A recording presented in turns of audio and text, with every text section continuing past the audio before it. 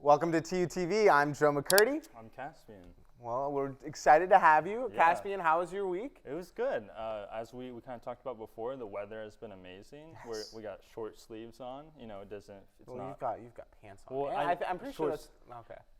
Is that 2 layers of shirts? No. No, it's just one shirt.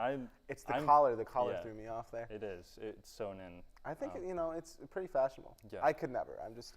I'm a polo kind of khaki kind of guy. Thank you.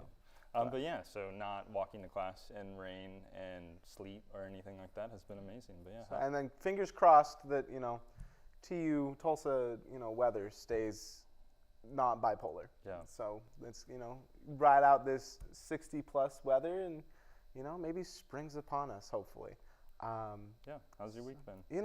It's consistent. Just powering through till spring break. Yeah. I think it's a couple weeks away. I feel like I keep thinking it's the next week, and every time I get to the end of the week, then I realize I have many more. Yeah, I mean, it's coming up faster than I thought. Like, this semester has gone by rather quickly. I don't know if it's just me, but I feel like I started, like, I don't know, the semester 3 or 4 weeks ago, but no, we got spring break around the corner. As you had mentioned, a new month approaching. Yes. This is the last day of February, and March 1st is tomorrow. Yeah. So excited to start a new month, but we're also excited to get to our news stories. Yeah. So we'll be back, and we'll see you soon. All right.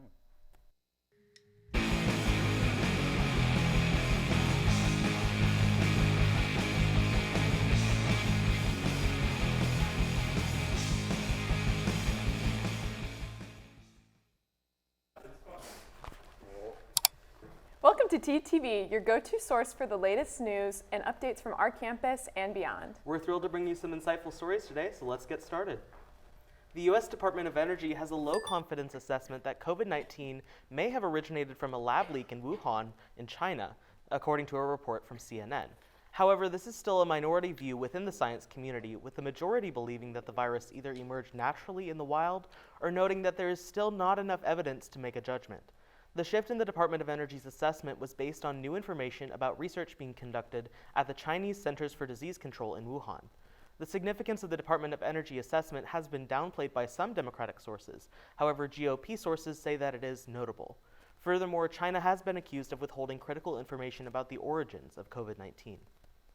Legal experts have commented on Dominion Voting Systems' recent legal filing against Fox News, stating that the evidence compiled in regards to how the past U.S. presidential election was handled represents a serious threat to the channel. The summary of the behind-the-scenes messages included in the legal filing shows that Fox News executives and hosts privately disapproved of the election fraud claims made by Donald Trump's team, despite promoting lies about the 2020 election on its air. The legal experts cautioned that they would like to see Fox News' formal legal response to the filing, but the evidence compiled in Dominion's legal filing could represent a significant blow to the channel and its legitimacy. The National Association of Realtors said that its pending home sales index rose 7.3% to 82.5 in January, beating economists' expectations of a 1% rise, but still down from 24.1% from a year ago. The increase in sales was led by the West and South regions, with gains of 10.1% and 8.3%, respectively. NAR chief economist Lawrence Yun said that home sales activity is expected to bottom out in Q1 2019, with incremental improvements occurring later in the year, but an annual gain in home sales is not expected until 2024.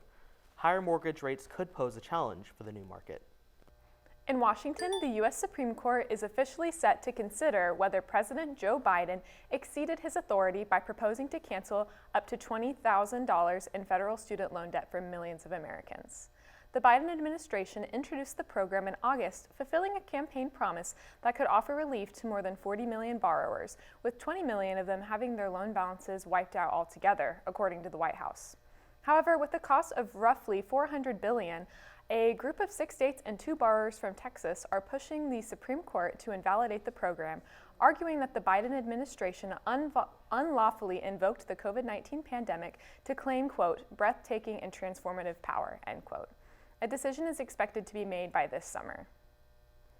So I personally would really love for that to happen because I would love for all of my loans to be forgiven. Absolutely. It'd be really nice.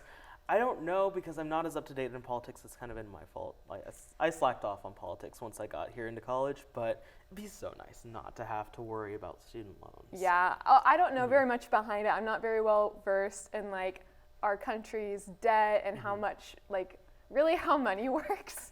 It feels like, so I don't really know the logistics behind it, but I like the idea and I think that there's a good plan for it working. And so I hope it doesn't just get automatically struck down. I hope they work to fix any problems there are with it and at least, provide support for the people that really need it.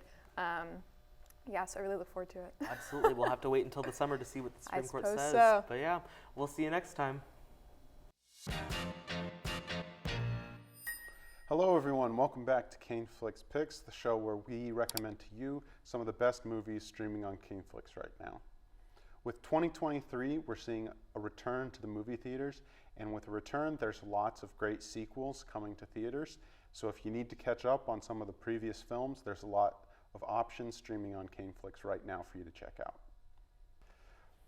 First up this week, I have to recommend John Wick 1, 2, and 3. If you like action movies and haven't had a chance to experience these amazing films starring Keanu Reeves, then I would encourage you to do so as soon as possible. The thing I love most, in addition to the expertly crafted action set pieces, is the incredible world building provided by these films. John Wick Chapter 4 comes to theaters March 23rd, but until then, you can watch 1, 2, and 3 on Caneflix. My first recommendation will have to be 2021's Dune Part 1, adapted from the novel by Frank Herbert. This sci-fi epic spent years in production purgatory before it was able to assemble the creative team that would bring it to fruition. At the center of that is director Denis Villeneuve, a massive fan of the novel who would bring his signature dramatic tone and knack for visual flair to the piece alongside cinematographer Greg Fraser. Standout performances from Timothée Chalamet as Paul Atreides and Sharon Duncan Brewster as Liet Kynes tie the film together to create one of the standout sci-fi films of the past decade. 2018 Spider-Man Into the Spider-Verse gave us something entirely unique and groundbreaking. It truly explored the depths of what was possible with animation while being centered around an incredible story. All that being said, the sequel, Across the Spider-Verse Part 1's highly anticipated June 2nd release date can't come soon enough. In the meantime, if you haven't made time for Into the Spider-Verse, I highly encourage that you do so. Next up, I'll put forward watching Creed 1 and 2 before you go check out Creed 3, which releases this Friday on March 3rd. Set in the world of Rocky, the film follows Adonis Johnson, the son of Apollo Creed, who seeks to make a name for himself in the boxing world under the tutelage of an aging Rocky Balboa. Ryan Coogler's direction on the first film left us with standout sequences including a one-take fight in the second act, while Stephen Caple Jr.'s work on the second film was praised for its emotional rawness as it explores the psychology of its title character. Both films further establish Michael B. Jordan's position as one of the most skilled stars working in Hollywood today. Well, that's all we have time for this week. Come back next week and we'll be recommending to you some of the best comedies streaming on Caneflix. See you then. See you soon, guys.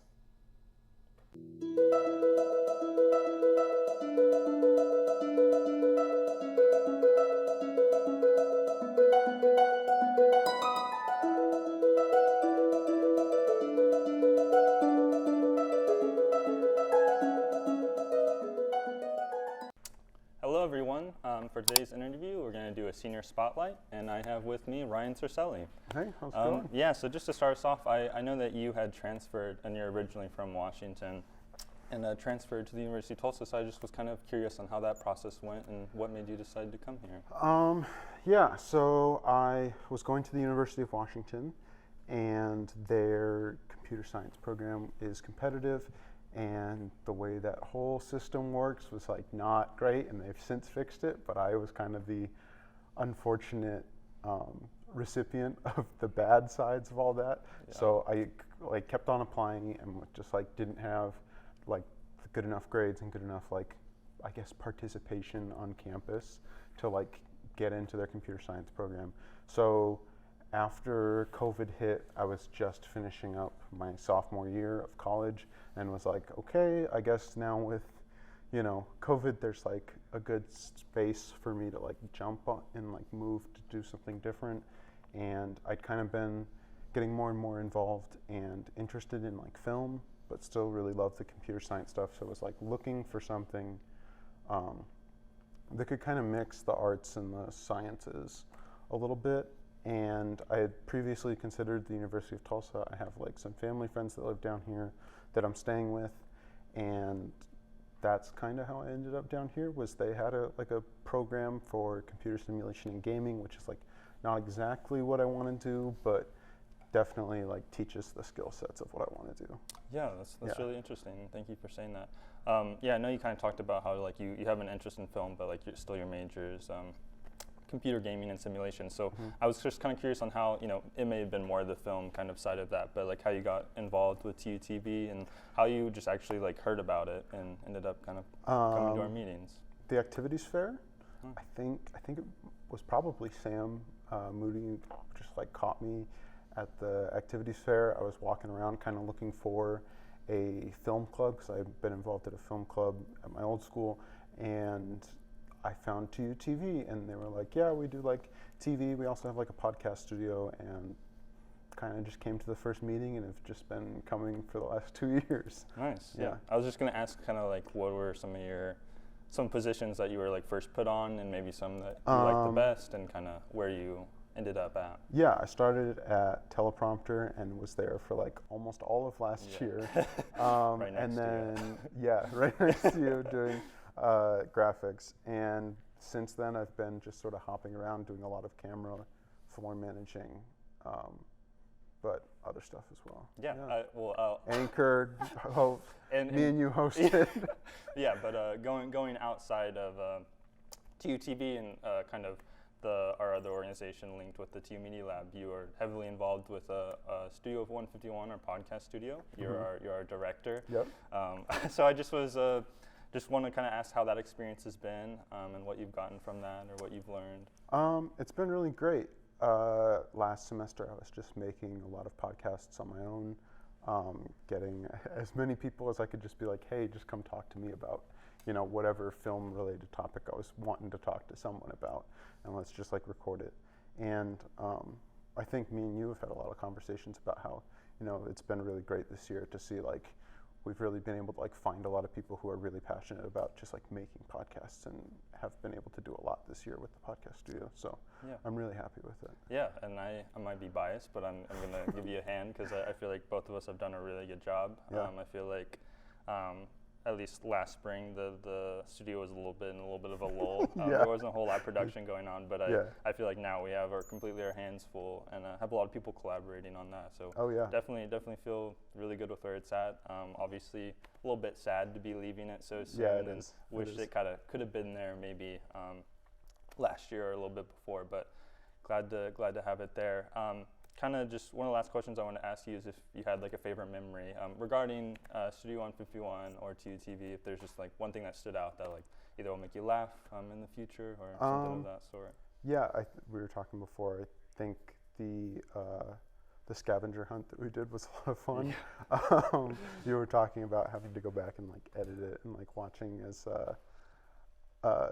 all of like we were getting all of the clues right. Yeah, and you guys were just really lost. Yeah, to clarify, it was like a scavenger hunt to find Goldie, or there was like hints around the Whittier neighborhood, and your group was doing great, and my group was struggling. So your group also didn't have the answers, it seems, so that might have been part of it. But anything else before we wrap up? I just wanted to share a quick anecdote that I was reminded of when the TUTV intro was playing.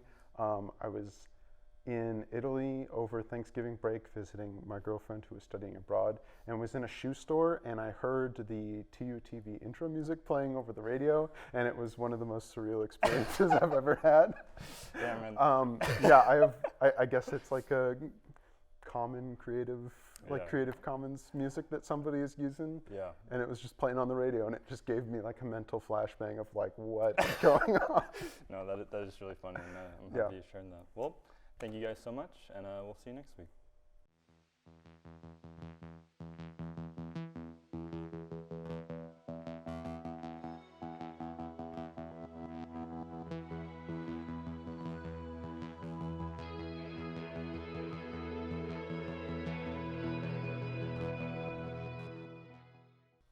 Hello and welcome to TUTV Sports. I'm David Stump. And I'm Joe McCurdy. We've got a lot of exciting stories for you, so let's get right into it.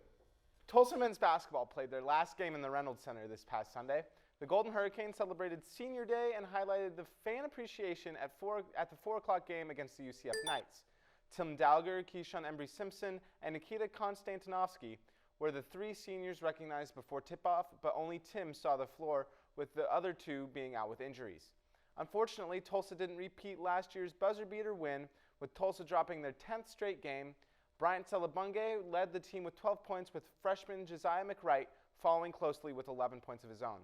Tulsa ends their home season with a 4-10 record, with 80% of their wins coming at home. There was a 36% rise in home attendance from this past season to last season. Tulsa will end their season against the only team they've defeated in the American this season as they play USF this Wednesday in Tampa. Tulsa women's rowing kick off their spring season this weekend with their meet against UCO and OKC on Saturday. Their season consists of teams like Indiana, Michigan State, and Oklahoma, alongside other in-conference opponents. This will be the rowing team's first season under new head coach Brandon Campbell, who's only the 5th head coach in the 26-year history of the rowing program. He previously coached at Washington State, where he led the Cougars to a 15th place finish at the 2021 NCAA National Championship. Tulsa men's soccer kicked off their 2023 spring season with matches this past Sunday against pro teams Omaha Union and FC Tulsa. This is a chance for TU men's soccer to try out new lineups and get high competition before starting their fall season next year. In their match against Omaha Union, Tulsa scored in the first 2 minutes as Sergio Baena converted on an early penalty kick. Tulsa had the 1-0 lead up until midway into the second half, when Omaha Union knotted the game up at 1 after finding the goal. It would stay 1-1 for the rest of the match, and the game ended in a tie. In the match against FC Tulsa, TU was clearly outmatched by the professional local team. FC Tulsa scored 4 goals in the first half and held the Golden Hurricane to only 2 shots on the goal the entire match. Tulsa lost 4-0 to FC Tulsa, but will have a chance to avenge the loss next week as they play Cowley CC and FC Tulsa this coming Sunday. The University of Tulsa track team had 2 champions to go with another meet record and 8 all-conference performances Saturday to close out the American Indoor Track and Field Championships in Birmingham, Alabama. The Golden Hurricane men finished 5th overall with 88 points, while the women scored 59 points to finish in a 5th place tie with SMU. The TU women produced 3 all-conference performances on Saturday, including a 4x400 meter relay team that earned a 3rd place finish. For the men, junior Christian Baker finished the men's mile run in 4 minutes, 5.67 seconds, placing at a 4th career first place finish and first conference winning performance. Their next meet will be at the Stanford Invitational on March 31st. MLB spring training is officially underway, and the changes that have been officially implemented have sparked a lot of controversies. 2 of these rules changes are the addition of a pitch clock and the removal of the shift. With the removal of the shift, teams will no longer be able to stack players on defense based on the way the opposing team hits. The next change was the implementation of a pitch clock, which now means that both the hitter and the batter must be ready to go before a 20-second timer runs out, or it's an automatic ball or strike to those that are in the obstruction of the rule. With spring scrimmages already up and running, we've already seen quite a few instances where these rules have impacted the game, and it will take some getting used to for both of the players and the viewers. It's interesting that they got rid of the pitch clock. How do you see that impacting MLB games in the future? No, they didn't get rid of it. They added it. Oh, yeah, they added Yes. it. Yeah. And I think it's weird, but everybody's getting used to it. Mm-hmm. I saw a video on Twitter the other day where in this new spring training, somebody pitched a full inning compared to a batter or pitcher from a couple seasons ago only throwing 1 pitch in that same time frame. Oh my gosh. So it's going to speed up the game a little bit more. So for those that don't like baseball because it's too long and too boring, this is a way to speed up the game. And so we'll see how it works. I don't know. I always kind of liked the novelty of baseball and it take a while, and just going to the games with my dad, especially, it was really, really fun to do that. It was a great time to spend time with him. Yeah, so it'll be interesting. We'll see how it goes. I'm excited. Baseball is one of my favorite sports, but we'll get ready to see it. So we'll see you next time. As always, there's a lot going on around the university. This weekend, the university is hosting a symposium for reproductive rights and freedom. Starting this Thursday, the 2nd, with a screening of The Janes and a Q&A with Academy and Emmy-nominated director Tia Lesson. The show will start at 6:30 in the Lorton Performing Arts Center with the Q&A immediately following. On Saturday the 4th, in the former ACAC building, there will be speakers and panels featuring TU professors and assistants and advocacy organizations from across the region. The event is co-sponsored by the University of Tulsa Women and Gender Studies Program, Tulsa Institute of Trauma, Adversity and Injustice, the Office of Diversity, Equal and Inclusion, and All Souls Lutheran Church. The next week, join the Kendall College of Arts and Sciences on Tuesday, March 7th for a night of informal research presentations. Learn about topics ranging from capital punishment in 18th century China to how virtual reality can be used to reduce psychological distress in cancer patients. Presentations begin at 5:30 p.m. at Heirloom Rustic Ales. Keep an eye on TUTV for even more events around campus.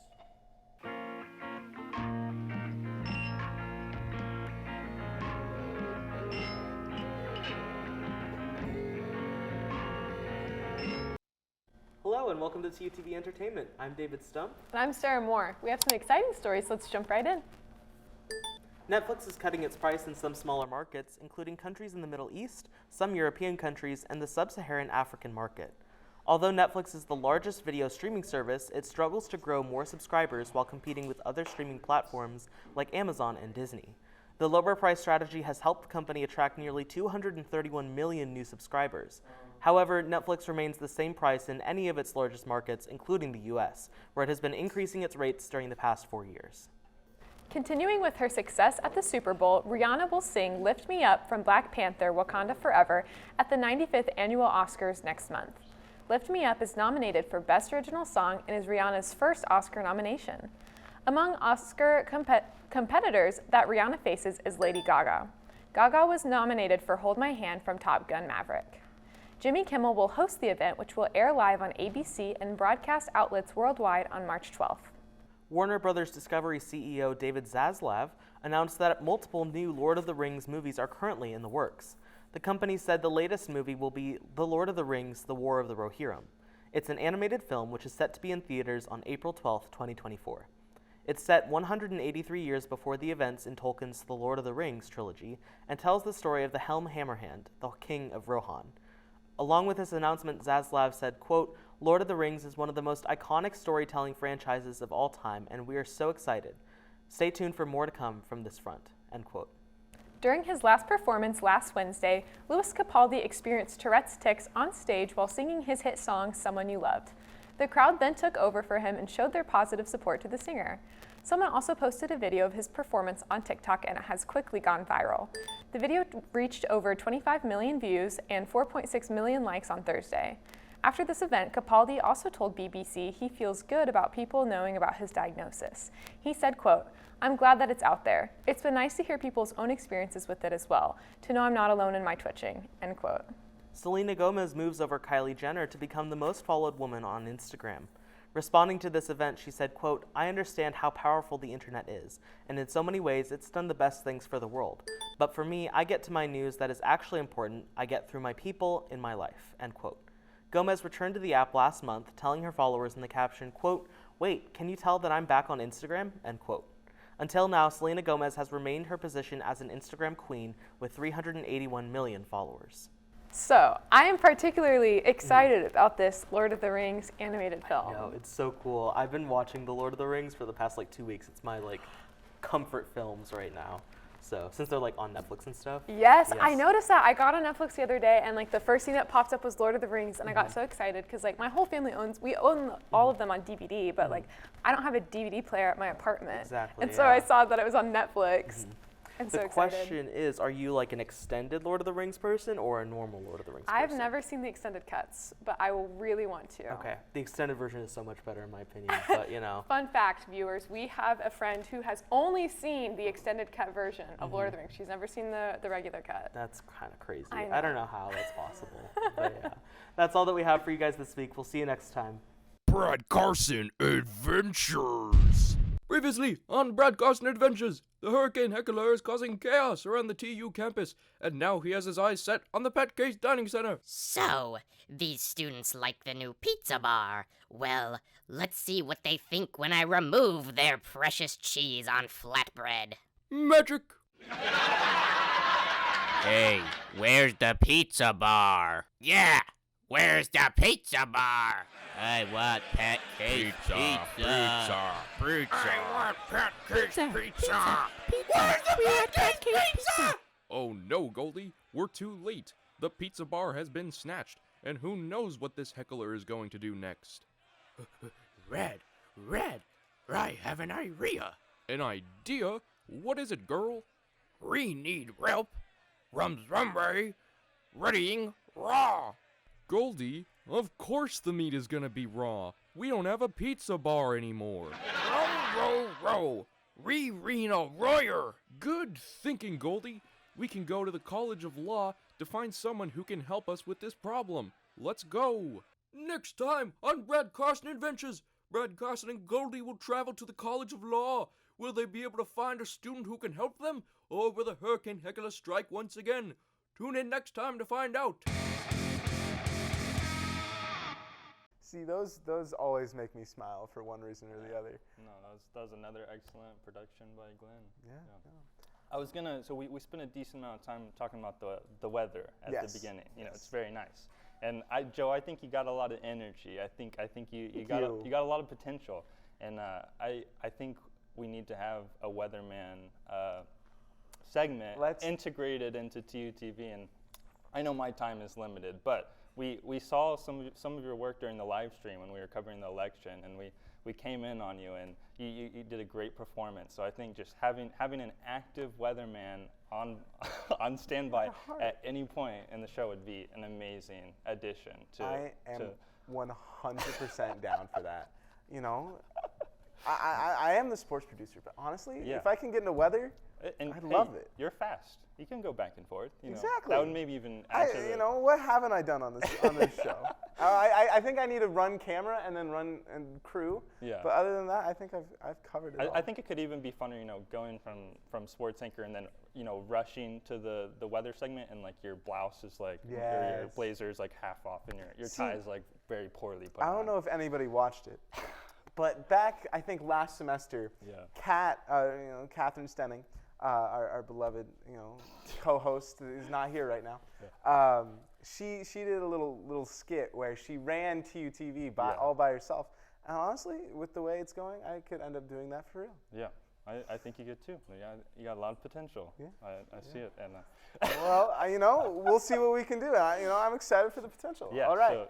So it was a great host. Thank you for joining us. This is also my hosting debut. I've never hosted before. Well, why didn't we talk about that earlier? All right. Well, because it's about you, Joe. It's about. Okay. No, let's not make it all. No, about I'm just me. kidding. All right. Well, that was a pleasure. Yeah. We'll see you next time. All right. See you.